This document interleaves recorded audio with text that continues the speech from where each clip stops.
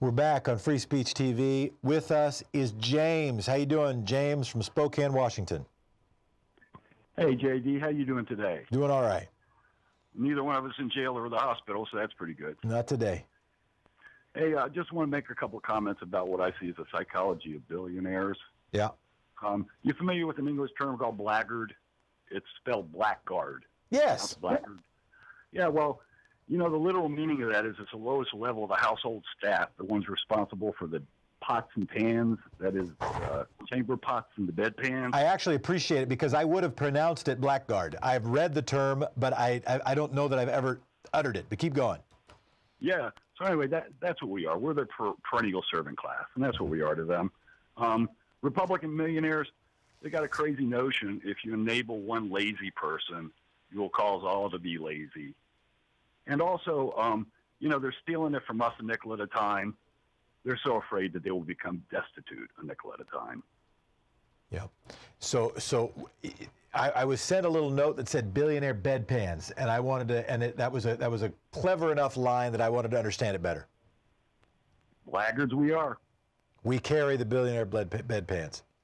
Amen. All right, James. Appreciate you watching on Free Speech TV. Safe day.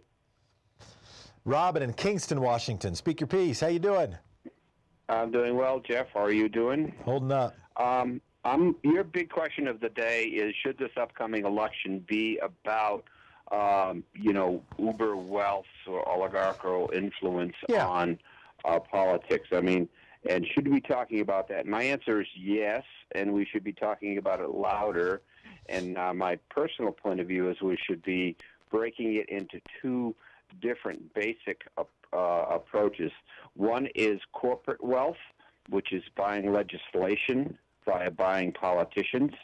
And then the other one is personal wealth of billionaires, fundamentally buying elections. And we have a beautiful example of billionaires buying the elections. Tom talks about the Koch system and the whole network of controlling the boots on the ground in politics. We have Adelson. We have Bloomberg, $400 million he's thinking of throwing in, which is basically buying the left. That's what he's doing. And ironically, this guy Steyer, who's a Republican in blue drag, is the worst of all because he's trying to get us to impeach this guy. And we actually have Trump and Pence right where we want him.